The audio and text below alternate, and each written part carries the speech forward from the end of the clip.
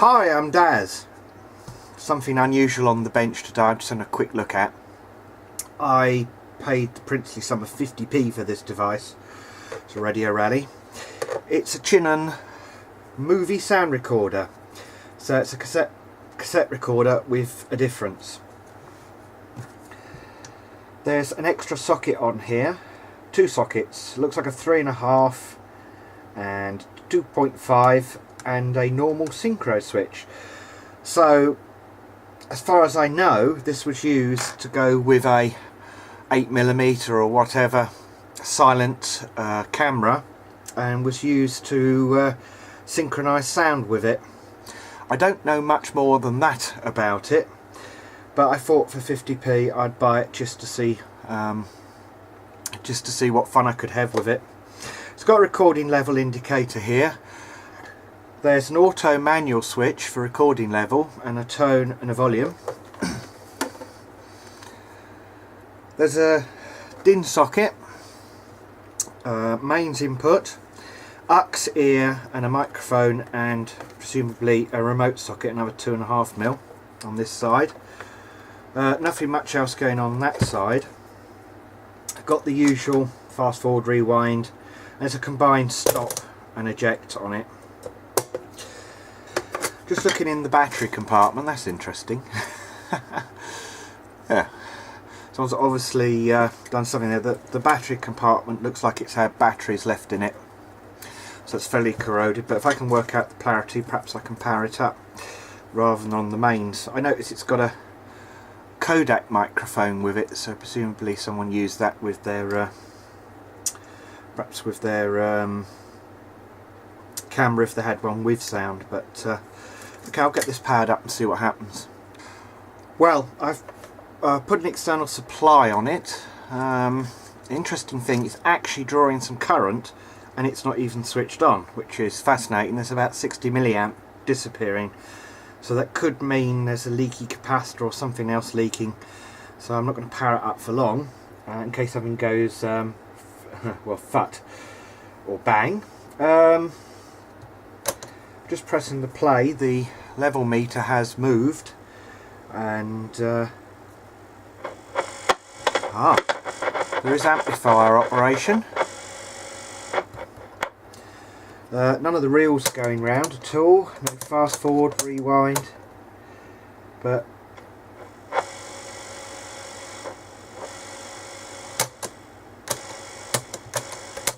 I get the impression the motor might be running, but the belt's come off, so I'm still curious about this current that's still drawing. This 60 milliamp. I'm just waiting to hear a capacitor go bang or something, but maybe not. Hey, let's get the back off and have a look inside. Okay, so here's the lid off, and I notice there's a couple of relays situated here. The amplifier is the typical transformer design that you typically find in the 70s. That looks like a germanium transistor, possibly. The rest are best, I guess, are silicon. One thing that did occur to me is that the synchro normal switch was probably in synchro, so I'm gonna, there we go, now the motor's running. There's some foam in the lid here, and that's, well, it's completely gone. So there's bits of foam in here. This belt is very, very loose, but it is running it. So looking further into this, of course there is two circuit boards. Just seeing if something's getting warm here. There is in fact two circuit boards, so quite a lot of circuitry. So I'm guessing in reality this is probably the tape recorder part of the circuitry, and this is probably the synchronization part, or part of it. I'm just wondering if I could get it further apart so we can investigate it a little bit more. Just having a look under the circuit board, there's so many cables which I'm not going to disconnect, but I can see some Sanyo capacitors in here. There's the output stage, quite a large driver output transformer, and there's a driver transformer. There's a few transistors on here, and also the record playback switch is situated on this board. Intriguingly, it also makes contact with this micro switch here, so not quite sure what that's about. So I'm going to assume now that this board, sorry about the poor focusing, this board is probably the record playback board, and the circuitry around here is no doubt for the synchronization. Well, after having to drill a screw out because it corroded, I finally got this deck mechanism out, and here's the interesting bit. Yeah, whoops, if I could just hold this. I ought to have spent more money on a bracket here because this camera keeps moving. It's a stereophonic head. Stereophonic head. So yeah, so that explains why there's so much extra circuitry in here, I guess. There's your normal mono radio cassette circuitry under here attached to the mechanism as you'd expect, and then you've got all this extra circuitry here to do the synchronization. So the synchronization pulses must be recorded on the other track. Here's the cassette mechanism. This mechanism which actually holds the cassette fully, and I've rarely seen that, so that's definitely a little bit different. What I can't really see with the head, is it a stereo head, or is it, I'm wondering if it's, well, it's very hard to tell, but I'm wondering if it's actually a two full track head, so it records on both sides of the tape. I just don't know. It's hard to see, but perhaps I'll have a look at that and let you know.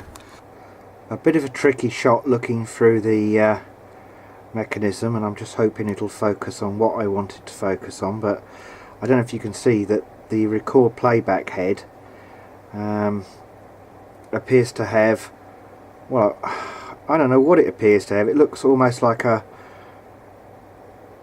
full track mono on the bottom and an extra quarter track at the top, so that's definitely a bizarre looking head, isn't it? Yes, so I think that's a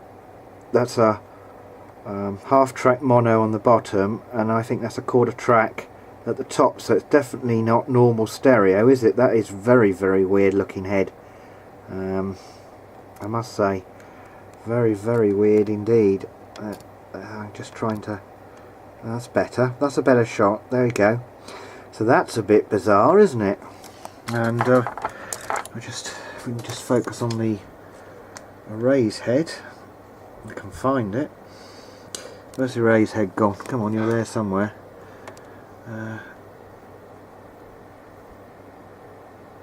That's the array's head, and that looks fairly normal. So that looks like a normal array's head, so presumably that other track, whatever's recorded on there, is some form of tone, I assume, which obviously doesn't need biasing or anything. That's assuming this is an AC bias machine, of course, which it might be. So just have a quick look at the mechanism. So there's a couple of rubber tyres on each spool, and rewind and fast forward engages them. And then for playback, you can see the clutch, which is on the other side, is moved into position for your take up. Very classic design, I guess. I'm not sure what drives that drive wheel in the middle. Oh, I see. There's a, it obviously goes on to, so we just put it into, there we go. Sorry about this random movement and odd angles. Yeah, it just engages onto the flywheel. So very classic 1970s tape recorder design. Yeah, very, very interesting, I must say. So I wasn't expecting a head that looked like that. That is very weird.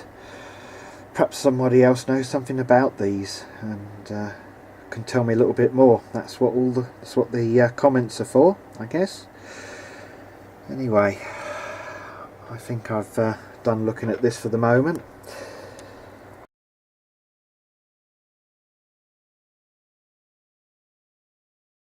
well, just about the mystery we had with the current. There's a load resistor there, and what had happened, if it doesn't all fall over, what had happened is this switch here, which switches between mains and battery, was bent, so it was contacting battery all the time and putting that load resistor on battery supply, so it wasn't a capacitor at all. There's the rear of the synchronization circuit board.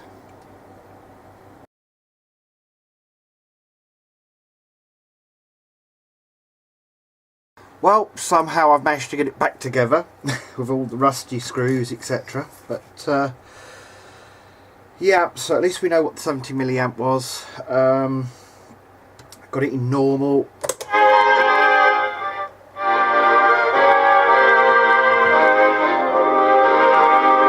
And it plays. So I've put it in synchro. It stops, which is what you'd expect, I guess. I suppose we could have a go at recording. Okay, so let's try recording in manual level control. So 1 2 1 2 1 2. Ooh, far too high. 1 2 1 2 1 2 1 2 1 2 1 2 1 2 1 2. Testing testing 1 2 3. What testing testing 1 2 3 manual. Testing testing 1 2 3 automatic level. Testing testing 1 2 3 automatic level.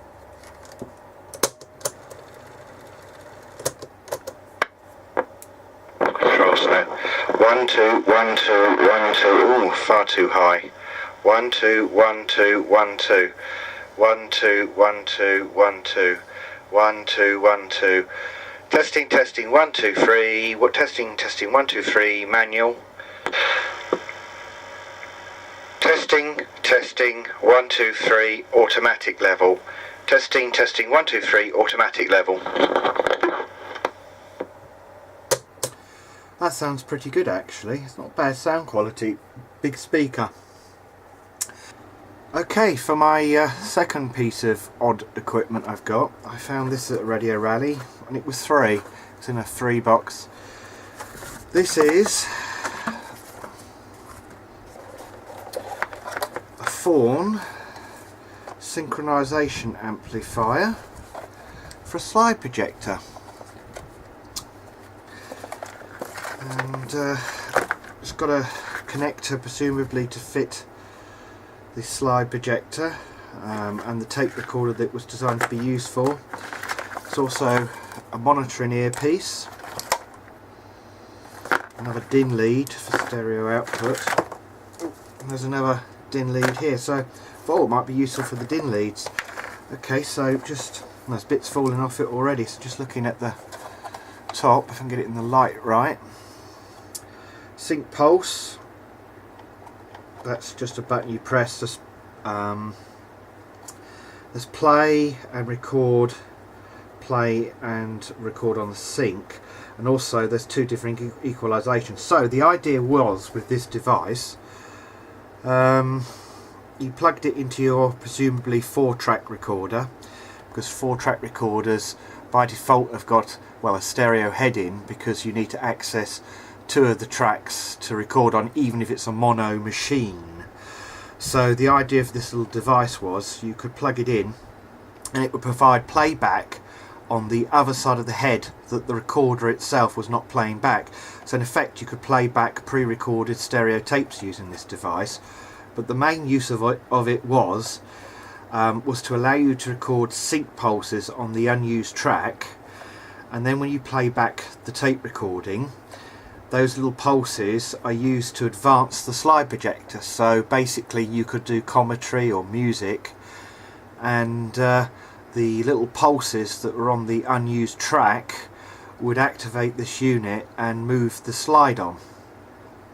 So the earpiece is used to monitor the extra track that this can preamp, so presumably you could use it for singing along to your own recordings or something, I guess, as well. So it's a sort of multi-use device. and it has got the equalisation for both sides. Let's have a look at the other side. Did I show you that? There's the stereo output on the DIN, monitor for the earpiece, and there's the output for the slide projector. Now, according to the specifications for this device, it's only got 3 transistors, 2 germanium, from what I can identify, and this unusual type, it's called a special type. I have no idea what that is. Could it be a thyristor or something, or is it some sort of unijunction to produce the tone? I have no idea.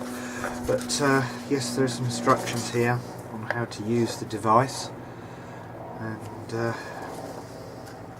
how to plug it in,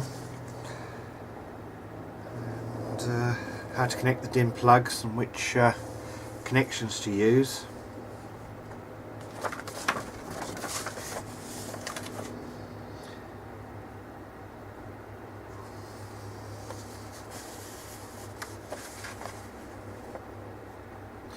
So a very interesting piece of equipment. So multi-purpose.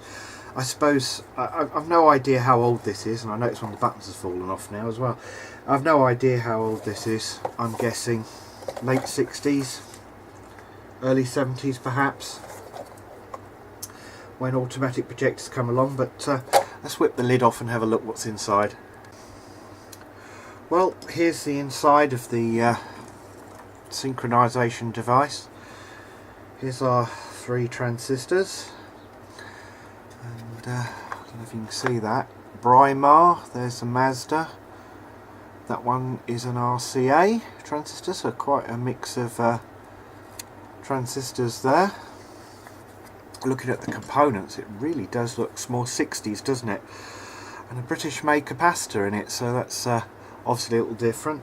So here's the relay. So presumably, yeah, that's connected across the slide projector input to operate the solenoid in there to move the slide, I guess.